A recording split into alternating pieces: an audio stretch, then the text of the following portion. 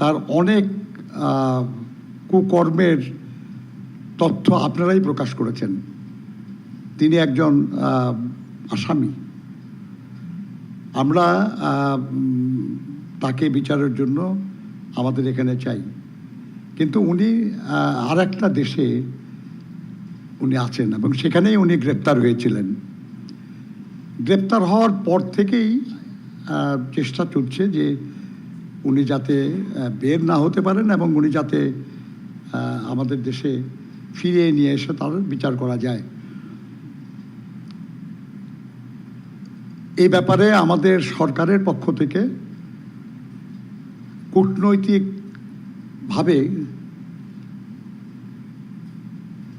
আপনার সংযুক্ত আমিরাত সরকারের সঙ্গে প্রয়োজনীয় যোগাযোগ স্থাপন করা হয়েছে, আমাদের দূতাবাসের মাধ্যমে, পররাষ্ট্র মন্ত্রণালয়ের মাধ্যমে, এবং আইনি প্রক্রিয়ায় যাতে তিনি খুব কোনো সুবিধা না পান সেজন্য সেখানকার আইনি প্রতিষ্ঠানকে পর্যন্ত নিয়োগ দেওয়া হয়েছে।